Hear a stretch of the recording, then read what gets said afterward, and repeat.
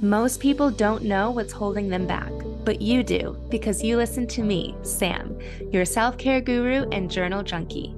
Welcome to Journal Entries, your safe place where you can tune in weekly to get tips, tricks, and journal prompts to uncover your feelings, gain clarity, and make your move. Hello, hello, hello. Welcome to this week's journal entry. I woke up today feeling like a head cold was coming on. I feel congested and I don't feel great, but I am very excited to share with you what I'm going to share today because it is vulnerable and personal. And at first, I thought it was something that just I felt and went through, but after journaling about it and talking to a few friends, I realized that probably almost all moms can relate on some level. Before I get into the juicy parts, I want to first just put some maybe disclaimers up front.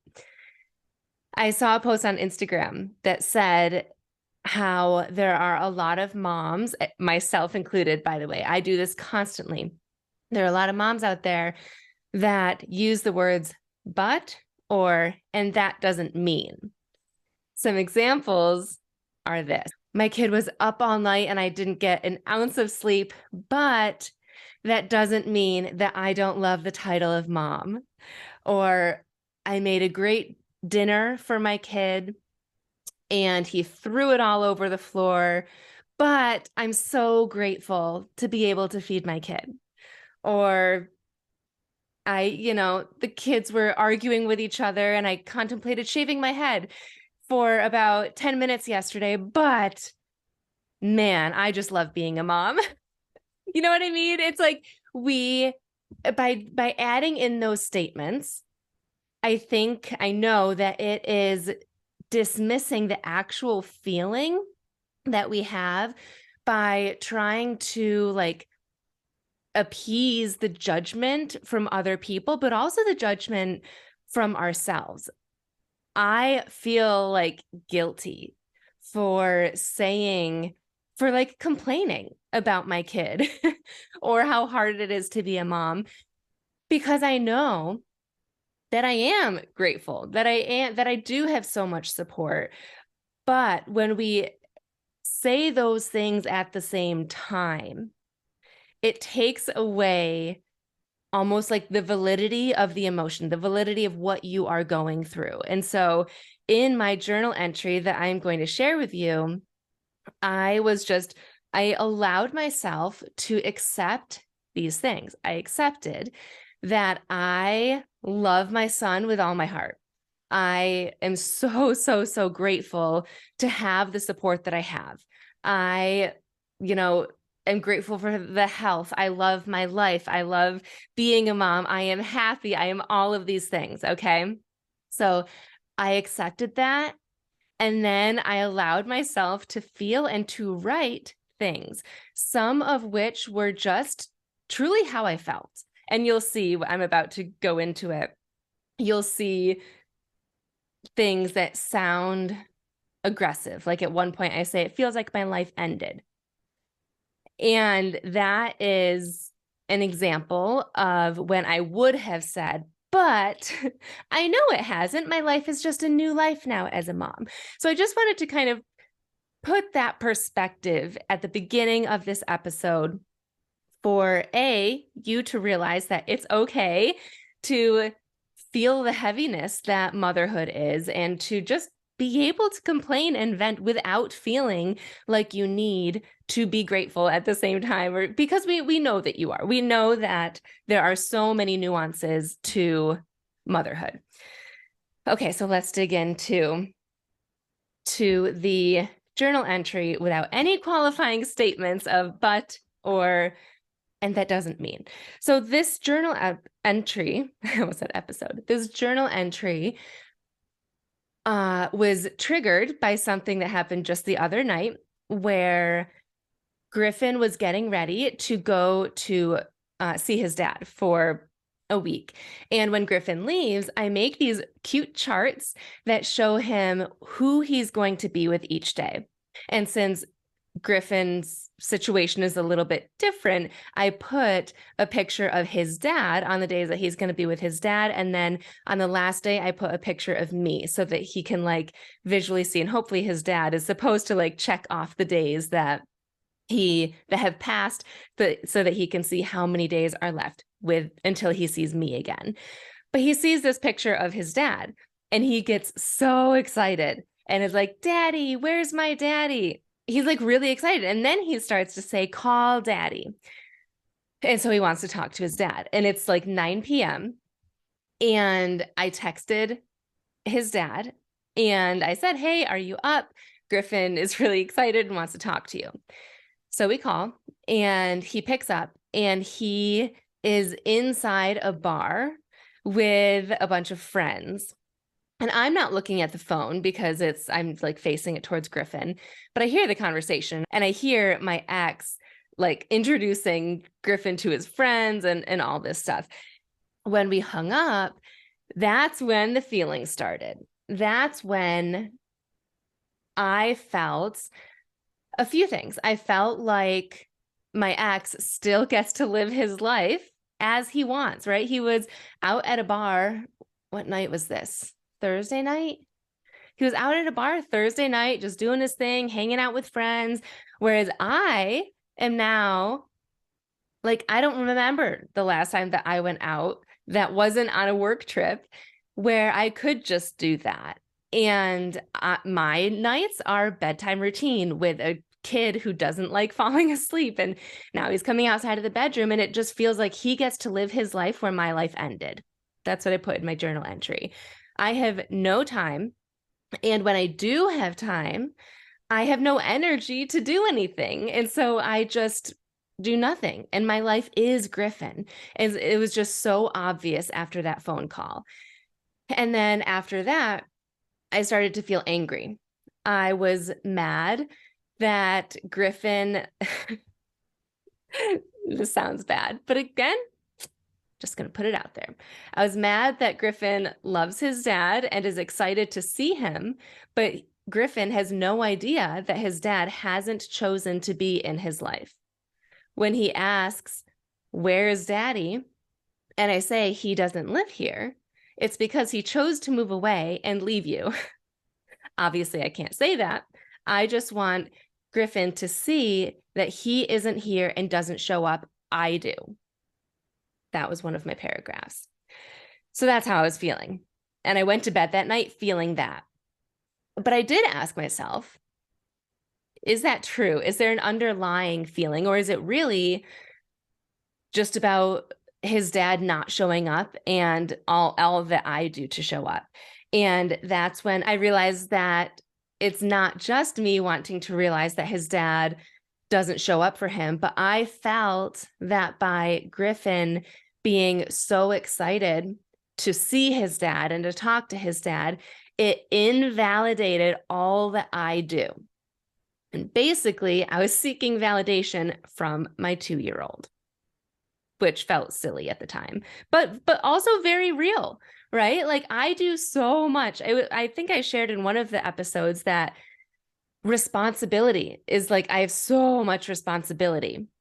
And that's what gets to me a lot of the time. And so for some reason, by my 2-year-old not being able to understand all that I do and the zero that his dad does, except for provide financially, I was upset at that. So that's where I stopped. That's where I fell asleep. And the next morning I woke up and I was like, all right, kind of worked through that, right? Like I understand what I was feeling and why I was feeling it. But then I started talking to my friend Lauren and it just came up all over again. And I was like, this is a thing. Like I need to journal about this, but I didn't know how, because I felt like I vented and I got it all out. I was like, I don't know where to go next. And this is where I literally printed off my breakthrough blueprint. If you're watching the YouTube recording of this, I'm holding it up right now. And this is the blueprint that I created, that when I sat down to really think about how I journal, I used to just think I just wrote stuff I wrote on pages, but there is a sequence in which I prompt myself to get to a place of understanding or closure or healing or action that feels good. I rarely end a journal entry feeling like, meh, nothing really came of that, because I follow this blueprint, especially if I'm having a big emotion or there's something big going on in my life. This blueprint is what gets me through it. And it might take a few journal entries, but I had printed this blueprint off and I just started going through it. And so the first step is awareness of how you're feeling. I nailed that, right? I already know how I'm feeling. Second is meaning. It's starting to understand the meaning, which is what I had identified through just my thought process. And then I did journal it out of the meaning, where I thought that I wanted Griffin to just understand that I show up, that his dad doesn't. But then the next step is curiosity. It's where you get curious around the truths of your beliefs. And so in my journal entry, I said, is it true? Is it true that Griffin doesn't realize all that I do? And I said, maybe, because he's freaking 2 years old. But someday he will see how I show up. Also, his excitement for his dad is 100% separate from his love for me. You guys, I just got chills when saying that, because it's obvious saying that, but I truly did not feel that or think that until I just started journaling it, and that's when it bubbled out. It didn't occur to me that his love for everyone in his life, but his dad, is separate from me, until I asked myself that question. And so slowing down enough mentally and in my journal to ask, is this true? That allowed me to have that revelation of his excitement. It's great. It's a great thing for him to have for his dad, and it's separate from me. I was making his excitement mean that he didn't love me or wasn't excited to be living with me, and that's not true.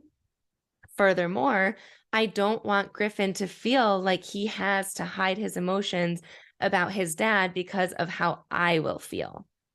That was a really big revelation. I don't think that Griffin picked up on my emotions that night of the phone call, but I don't want my emotions to ever get the best of me, that it spills over into him. Like, this is a me thing, and I want Griffin to be able to talk to me about anything, including his dad, without fearing or worrying about how it will make me feel. So then I asked, the next section, or the next prompt, is getting clarity. It's questioning what you actually want. So I said, what I want. What I thought I wanted at the beginning of this journal entry was for Griffin to be aware of his dad not showing up. But that's not it. I want to feel so sure, confident, proud of what I do and the relationship that Griffin and I have, that I'm unfazed by interactions with his dad. So that's like a complete shift, a complete reframe. I was so focused on his dad and like how that made me feel and what that meant about me as a mom. And through journaling, and we're not even to the last part of it, but through journaling, I realized that the feelings were valid, but that's not what I actually want. What I want is to strengthen my belief in my relationship with my son, and to just be accepting of the relationship that Griffin has with his dad. Again, saying it now, I'm like, well, duh, that's a great thing. But in the moment, it was so hard to see that. It took journaling and slowing down and physically writing to be able to understand that.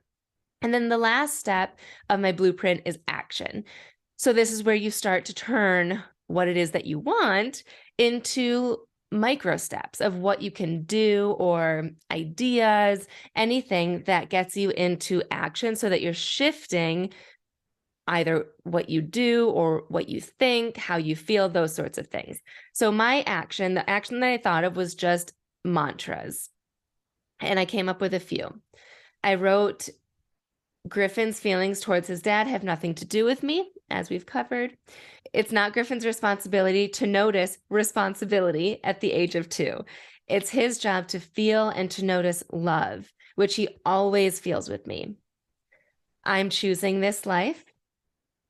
And I also wrote that I show my love through quality time and that Griffin and I have such a close bond that's unbreakable. And I wrote an action is just to repeat those while anytime that I'm triggered, but even when I'm not triggered. So repeating these when Griffin is FaceTiming his dad, when Griffin shares stories about his dad or looks at photos, etc. I think that a lot of moms can relate to this because even though I am divorced and dealing with co-parenting, I know that even marriages have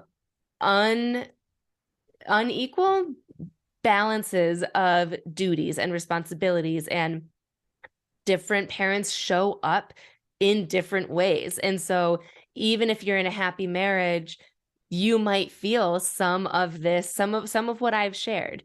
And so going through this blueprint could help you. And the blueprint, I went through the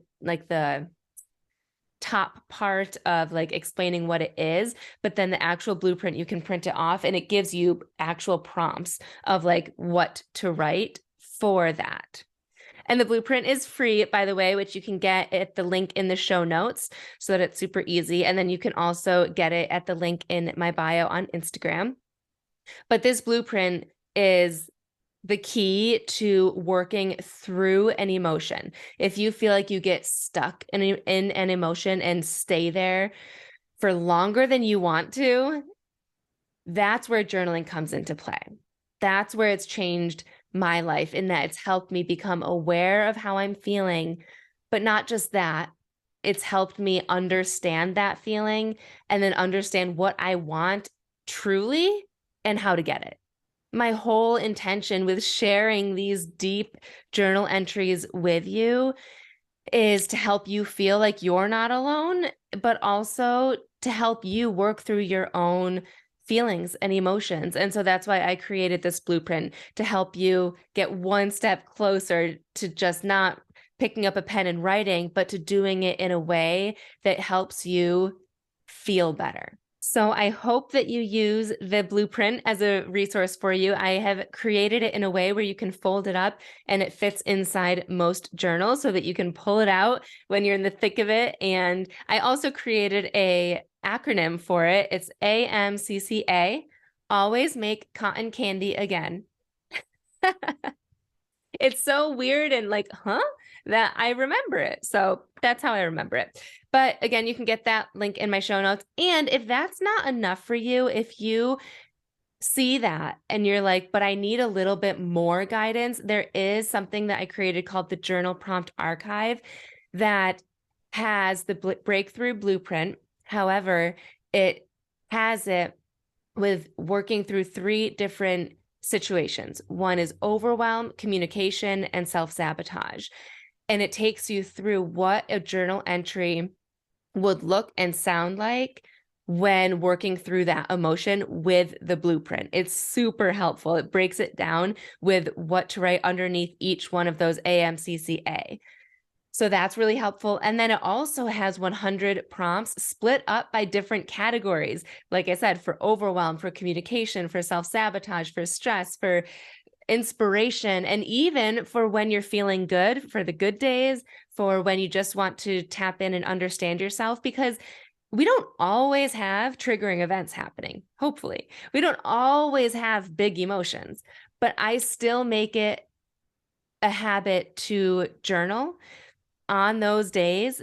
That way things don't pile up as frequently. I have less big reactions. I have fewer big reactions because I do journal on the good days, but it's harder to think of what to write on those days.